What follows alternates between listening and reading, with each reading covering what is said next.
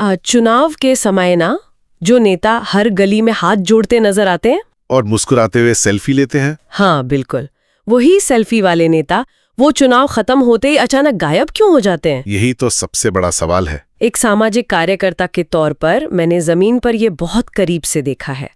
Vote पड़ने तक जो नेता घर के दरवाजे पे खड़ा रहता है, चुनाव जीतने के बाद उसी नेता के दफ्तर का दरवाजा एक आम इंसान के लिए बंद क्यों हो जाता है?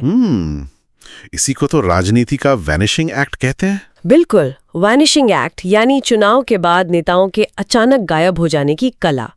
आज की इस विस्तृत चर्चा की शुरुआत हम इसी से करेंगे। और आज का हमारा मिशन बहुत स्पष्ट है। हाँ, ये कोई आम राजनैतिक बहस नहीं है, बल्कि एक नागरिक प्रशिक्षण है, मतलब एक सिटीजन ट्रेनिंग। सही कहा। इस चर्चा का मुख्य उद्देश्य राजनेताओं के भीतर पनपने वाले उस गॉड कॉम्प्लेक्स को तोड़ना है। गॉड कॉम्प्लेक्स मतलब खुद को भगवान समझने का भ्रम।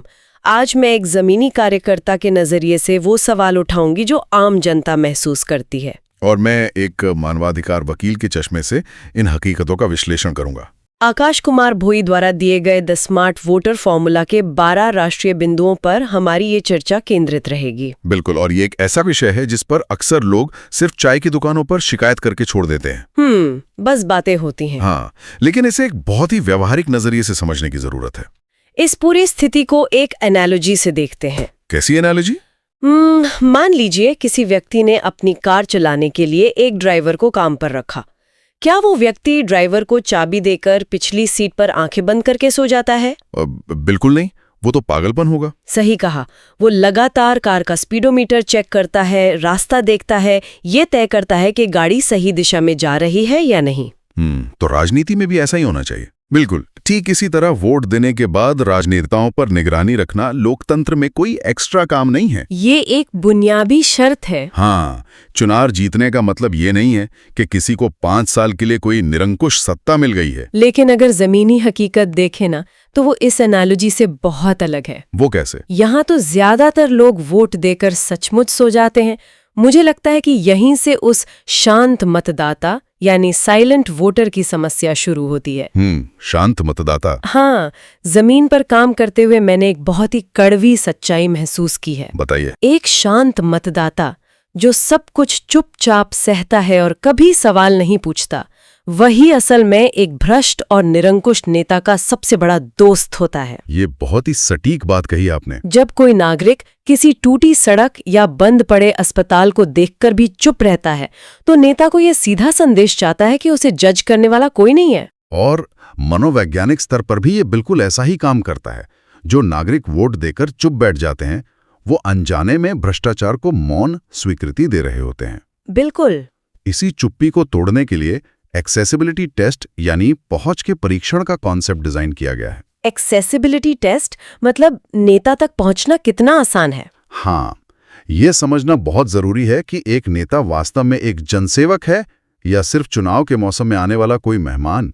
जो कि ज्यादातर नेता होते हैं। और कोई नेता कितना बड़ा जनसेवक है, ये बात सिर्फ उसके चुनावी भाषणों या होर्डिंग से तय नहीं होती। तो कैसे तय होती है? ये इस बात से तय होती है कि एक आम नागरिक के लिए किसी परेशानी के समय उस नेता तक पहुंचना कितना आसान है। ये पहुंच वाली बात बहुत दिलचस्प है, क्योंकि चुनाव के समय और चुनाव के बाद की वास्तविकता में जमीन आसमान का फर्क आ जाता है। एकदम सही। चुनाव के समय नेता कितने आसानी से उपलब्ध होते हैं। वो डोर टू डोर कैंपेन करते हैं, शादियों में जाते हैं, हाथ मिलाते हैं। और चुनाव खत्म होते ही वास्तविकता एकदम बदल जाती है। बिल्कुल, एक आम आदमी को अपॉइंटमेंट मिलना मुश्किल हो जाता है। और सबसे बड़ी समस्या जो पैदा होती है वो है गेटकीपर्स की। गेटकीपर्स? हाँ, नेता के निजी सहायक, उनके गनमैन या स्थानीय राजनीतिक कार्यकर्ता एक मजबूत दीवार बन जाते हैं जो आम जनता को नेता तक पहुंचने ही नहीं देते। एकदम सही, वो बाहर से ही लोगों को टरका देते हैं। इसीलिए एक्सेसिबिलिटी को सिर्फ हवा में नहीं नापा जा सकता। इसके लिए एक बहुत ही स्पष्ट 5 स्तरीय फ्रेमवर्क है। वो 5 स्तर कौन से हैं जिससे नागरिक ये जांच सकें कि उनके नेता की असली पहुंच क्या है? इसका पहला स्तर बहुत ही बुनियादी है, स्थानीय कार्यालय की मौजूदगी। चुनाव जीतने के बाद क्या उस नेता का आपके इलाके में कोई सक्रिय दफ्तर है जहां आम लोग अपनी शिकायतें लेकर जा सकें? मैंने कई ऐसे दफ्तर देखे हैं जो सिर्फ उद्घाटन के दिन खुलते हैं। और फिर वहां सिर्फ धूल उड़ती है। बिल्कुल। दूसरा स्तर है जनसभाओं और जनता दरबार की आवृत्ति। क्या वो नेता नियमित रूप से लोगों के बीच आकर उनकी समस्याएं सुनता है? और इस फ्रेमवर्क के तीसरे स्तर की बात करें तो वो है प्रतिक्रिया की गति, है ना? बिल्कुल। मान लीजिए किसी नागरिक ने दफ्तर में कोई शिकायत पत्र दिया या कोई ईमेल भेजा या किसी सरकारी हेल्पलाइन पर कॉल किया।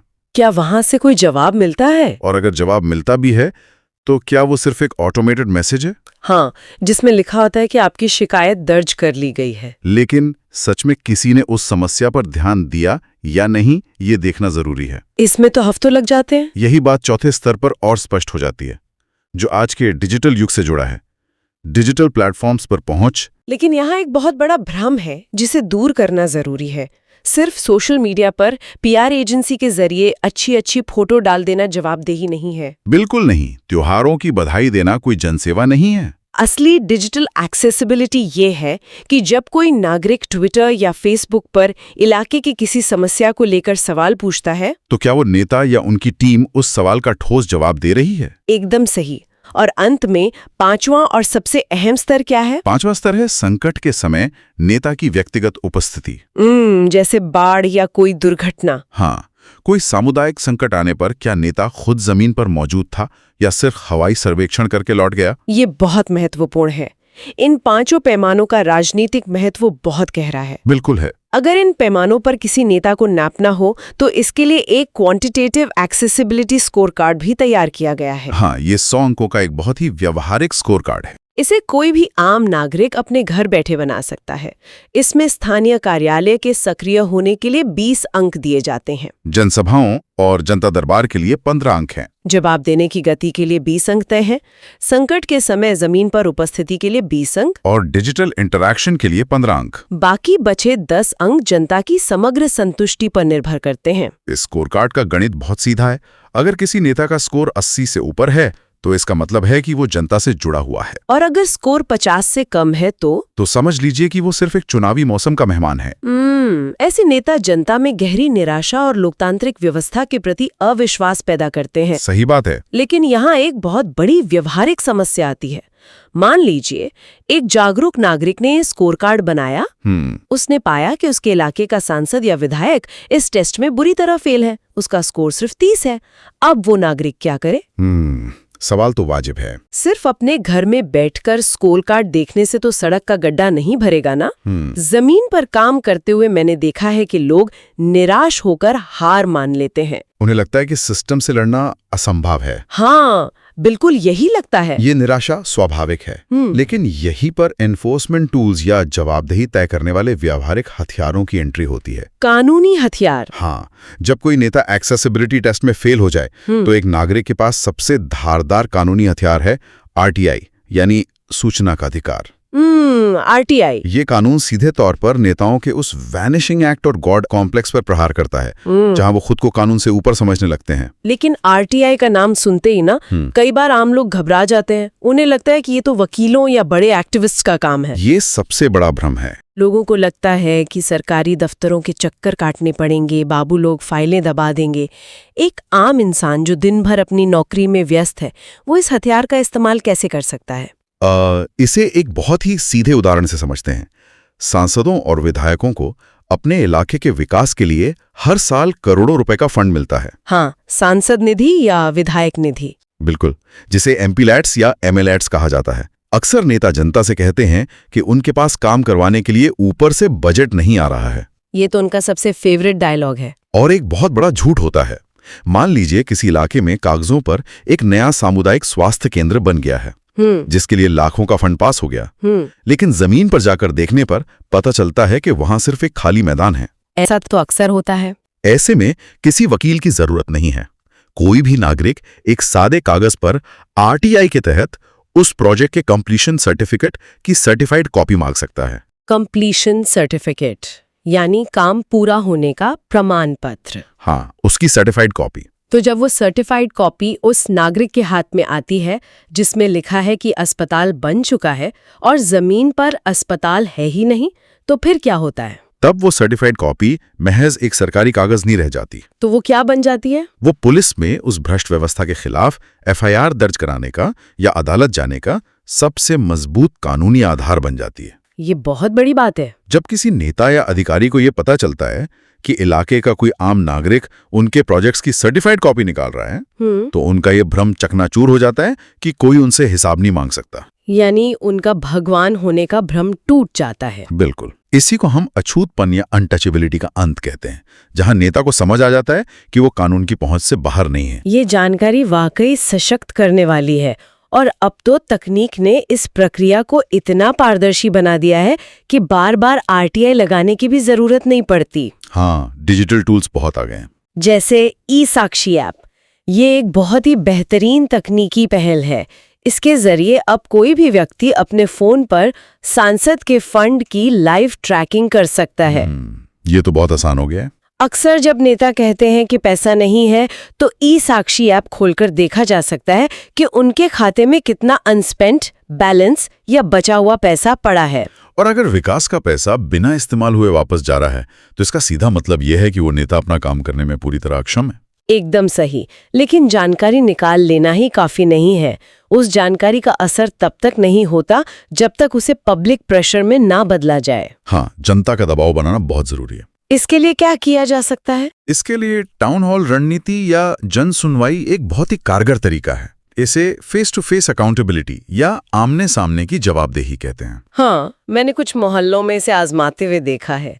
जब एक आम आदमी अकेले किसी नेता के दफ्तर जाता है तो उसे बाहर निकाल दिया जाता है। बिल्कुल, गार्ड उसे अंदर ही नहीं जाने देते। लेकिन जरा इस दृश्य की कल्पना कीजिए। महीने के किसी एक रविवार को किसी इलाके के 500 लोग एक सार्वजनिक पार्क में इकट्ठा होते हैं। वो अपने इलाके के विधायक या पार्षद को वहां आमंत्रित करते हैं।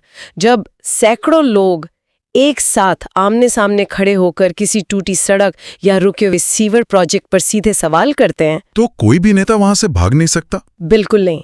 वो गोलमोल जवाब देकर नहीं बच सकता, क्योंकि पूरी जनता वहीं खड़ी है। और मान लीजिए कि वो नेता इतना चालाक है कि वो उस टाउन हॉल में आने से ही मना कर दे, तब क्या होगा? तब क्या कर सकते हैं? ऐसी स्थिति के लिए आज के दौर का सबसे प्रभावी हथियार है डिजिटल घेराव।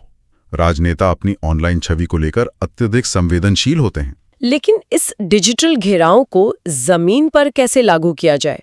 लोग सोशल मीडिया पर बहुत कुछ लिखते हैं, लेकिन उसका असर होता नहीं दिखता। इसका असर तब होता है जब ये संगठित तरीके से किया जाए। संगठित तरीके से मतलब? मान लीजिए आपके शहर की कोई मुख्य सड़क पिछले 6 महीने से टूटी पड़ी है। अब एक व्यक्ति की शिकायत करने से कुछ नहीं होगा। हाँ, वो तो अनदेखा कर देंगे। लेकिन अगर उस मोहल्ले के 50 लोग हर दिन उस टूटी सड़क की एक नई तस्वीर खींचें, उस इलाके के विधायक, सांसद और यहां तक कि उनकी पार्टी के राष्ट्रीय अध्यक्ष को ट्विटर पर टैग करें, लगातार पोस्ट करें। हाँ, जब एक ही मुद्दे पर रोजाना स्पष्ट सबूतों के साथ सैकड़ों पोस्ट आने लगते हैं, तो इसे डिजिटल घेराव कहते हैं। तो इससे उनकी आईटी सेल में घबराहट होती होगी। बिल्कुल, खलबली मच जाती है। वो जानते हैं कि ये उनकी विकास वाली छवि को खराब कर रहा है। अपनी ऑनलाइन छवि बचाने के लिए ही सही, वो जमीन पर मशीनें भेजने के लिए मजबूर हो जाते हैं। ये बहुत ही प्रैक्टिकल तरीका है। लेकिन एक और बड़ी समस्या जो मैं जमीन पर रोज देखती हूँ, वो है नेताओं का जिम्मेदारी से भागना। वो एक दूसरे पर टालते हैं। हाँ, इसे हम अपनी भाषा में फुटबॉल बनाना कहते हैं। जब कोई नागरिक अपनी समस्या लेकर किसी सांसद के पास जाता है, तो वो कहता है, अरे भाई, ये नाली बनवाने का काम मेरा नहीं है, ये तो सरपंच का काम है। बहुत आम बात है। फिर वो नागरिक विधायक के पास जाता है, तो वो कहता है, ये तो नगर निगम का काम है। इस तरह वो आम आदमी को बस घुमाते रहते हैं। राजनीति की भाषा में इसे ड्रिबलिंग कहा जाता है। ड्रिबलिंग जैसे फुटबॉल में होता है? हाँ, और नेता इस ड्रिबलिंग में तभी कामयाब होते हैं जब सामने वाले नागरिक को कानून की जानकारी नहीं होती। इस खेल को रोकने का एकमात्र तरीका है शिक्षा। किस तरह की शिक्षा? हर नागरिक को भारतीय संविधान की 11वीं और 12वीं अनुसूची के बारे में थोड़ी बहुत जानकारी होनी चाहिए। इन अनुसूचियों में क्या है? इनमें साफ तौर पर लिखा है कि पंचायतों और नगर पालिकाओं के क्या काम हैं और राज्य सरकार या केंद्र सरकार के क्या काम हैं। अच्छा। जब किसी नागरिक को यह स्पष्ट पता होता है, तो कोई भी नेता उसे अपने जाल में फंसाकर गुमराह नहीं कर सकता। लेकिन अगर हमने सब कुछ कर लिया, आरटीआई लगा ली, डिजिटल घेराव कर लिया, अनुसूचियां पढ़ ली, लेकिन प्रशासन फिर भी अंधा और बहरा बना हुआ है, तब एक आम इंसान क्या करे? तब मामला अदालत तक जाता है। अक्सर ऐसे मामलों में जनहित याचिका या PIL का नाम सुना जाता है, पर आम जनता को लगता है कि PIL तो सिर्फ बड़े-बड़े NGO ही फाइल कर सकते हैं। ये भी एक गलत धारणा है। एक छोटे से मोहल्ले का कोई आम नागरिक समूह इसे अपने स्तर पर कैसे इस्तेमाल कर सकता है? क्या ये बहुत जटिल कानूनी प्रक्रिया नहीं है? इसे एक बहुत ही आसान उदाहरण से समझते हैं। बताइए। मान लीजिए कि एक बहुत बड़ी हाउसिंग सोसाइटी है। अचानक उस सोसाइटी के हर नल से गंदा और बदबूदार पानी आने लगता है। सब परेशान हो जाएंगे। बिल्कुल। सोसाइटी का हर घर परेशान है, बच्चे बीमार पड़ रहे हैं, सब अपनी अपनी बैल्कनी से चिल्ला रहे हैं, लेकिन कोई कुछ कर नहीं पा रहा है। फिर अब उस पूरी सोसाइटी में से कोई एक अकेला जागरूक नागरिक हिम्मत करके आगे आता है, सोसाइटी की तरफ से एक अच्छे प्लम्बर को बुला लाता है और मेन पाइपलाइन ठीक करवा देता है। हाँ, अब इसका नतीजा क्या होगा? साफ पानी सिर्फ उस एक नागरिक के घर में नहीं आएगा, बल्कि पूरी सोसाइटी के हर घर में पहुंचने लगेगा। ये बहुत ही सटीक एनालॉजी है। जनहित याचिका या PIL बिल्कुल इसी प्लम्बर वाले सिद्धांत पर काम करती है। वो कैसे? जब किसी पूरे क्षेत्र को सड़क, साफ पानी या स्वास्थ्य जैसे बुनियादी मानवाधिकार नहीं मिल रहे होते हैं, तो हर व्यक्ति को अलग से कोर्ट जाने की जरूरत नहीं है। कोई एक व्यक्ति भी जा सकता है। बिल्कुल, कोई भी एक जागरूक नागरिक या मोहल्ले का एक छोटा सा समूह पूरे समाज की भलाई के लिए सीधे उच्च न्यायालय या सर्वोच्च न्यायालय का दरवाजा खटखटा सकता है। और कोर्ट का फैसला सब पर लागू होता है? हाँ, जब अदालत उस पर कोई आदेश देती है तो उसका फायदा सिर्फ उस याचिकाकर्ता को नहीं, बल्कि पूरे इलाके को मिलता है। न्यायपालिका का यही डर नेताओं और नौकरशाहों को काम करने पर मजबूर कर देता है। मतलब एक जागरूक नागरिक सचमुच पूरे समाज की पाइपलाइन ठीक कर सकता है। बिल्कुल कर सकता है। इसके अलावा व्यवस्था पर दबाव बनाने के लिए तकनीकी स्तर पर CP ग्राम्स का इस्तेमाल भी एक बेहतरीन टूल है। CP ग्राम्स पोर्टल बहुत असरदार है। हाँ, अगर स्थानीय स्तर पर कोई सुनवाई नहीं हो रही है तो कोई भी नागरिक सीधे प्रधानमंत्री कार्यालय या राज्य के मुख्यमंत्री पोर्टल पर जाकर ऑनलाइन शिकायत दर्ज कर सकता है। क्योंकि ये पोर्टल सीधे उच्च अधिकारियों से जुड़ा होता है, इसलिए स्थानीय नेताओं को इसका जवाब देना ही पड़ता है। और एक और रणनीति जो हाल ही में बहुत लोकप्रिय हुई है, वो है रिपोर्ट कार्ड देना। माय नेता जैसे प्लेटफॉर्म्स का इस्तेमाल करके। हाँ, चुनाव के ठीक 1 साल पूरे होने पर मोहल्ले के लोग इकट्ठा होकर अपने नेता का रिपोर्ट कार्ड सार्वजनिक रूप से जारी कर सकते हैं। ये तो बहुत ही शानदार तरीका है। सोचिए, जो नेता खुद को किसी राजा से कम नहीं समझता, जब वही जनता उसे उसके काम के लिए 100 में से 20 नंबर देकर सोशल मीडिया पर उसका रिपोर्ट कार्ड वायरल कर देगी, तो उसके उस गॉड कॉम्प्लेक्स का क्या हाल होगा? यही तो इस पूरी नागरिक ट्रेनिंग का मुख्य बिंदु है। नागरिक के सोचने का नजरिया बदलना चाहिए। बिल्कुल बदलना चाहिए। इस पूरी बहस का सार ये है कि लोकतंत्र में मतदाता कोई याचक या भिखारी नहीं है, बल्कि वो एक उपभोक्ता या कंज्यूमर की तरह है। और जो वोट दिया जाता है वो कोई दान या खैरात नहीं है जो किसी नेता पर एहसान करने के लिए दे दिया गया। इसे अगर हम आज की भाषा में कहें तो केयर में शिकायत दर्ज कराते हैं, उन पर दबाव बनाते हैं, और अगर फिर भी वो अपनी सर्विस में सुधार नहीं करते तो अगले महीने हम उस कंपनी को छोड़कर किसी और कंपनी का सब्सक्रिप्शन ले लेते हैं। राजनीति में भी एक नागरिक का रवैया बिल्कुल ऐसा ही होना चाहिए। एकदम। अगर आपके इलाके में सर्विस खराब है तो तुरंत शिकायत करें, RTI से, CP ग्राम्स पोर्टल से या डिजिटल घेराव से। और अगर नेता फिर भी काम ना करें तो अगले चुनाव में अपनी कंपनी यानी पार्टी और नेता बदल दें। यही आकाश कुमार भोई का फाइनल वार्निंग फॉर्मूला है। तो चलिए, इस पूरी चर्चा को समेटते हुए उन नागरिकों के लिए जो राजनीति में एकदम नए हैं लेकिन जो आज ही से अपने क्षेत्र में जवाबदेही तय करना चाहते हैं, हम 3 त्वरित और स्पष्ट कार्यवाही योग्य कदम तय करते हैं। जो कोई भी इसे सुन रहा है वो कल से ही क्या कर सकता है? पहला कदम है फंड ट्रैकिंग और RTI। इसे थोड़ा स्पष्ट करें। अपने इलाके के विकास कार्यों पर नजर रखने के लिए ई-साक्षी ऐप का उपयोग करें। अगर आपको जमीन पर काम नहीं दिख रहा है तो सीधे एक सादे कागज पर RTI लिखकर अपने इलाके के रुके हुए प्रोजेक्ट्स के कंप्लीशन सर्टिफिकेट की जानकारी मांगे। ये पहला कदम ही नेताओं को सतर्क कर देगा। और दूसरा कदम है ऑनलाइन एस्केलेशन या शिकायत। बिल्कुल। अगर स्थानीय स्तर पर पार्षद या विधायक आपकी बात नहीं सुन रहा है तो उनके दफ्तर के बाहर लाइन में लगकर निराश ना हो। हाँ, फोन उठाएं और CP ग्राम्स या अपने राज्य सरकार के मुख्यमंत्री शिकायत पोर्टल पर सीधे उच्च अधिकारियों को शिकायत दर्ज करें।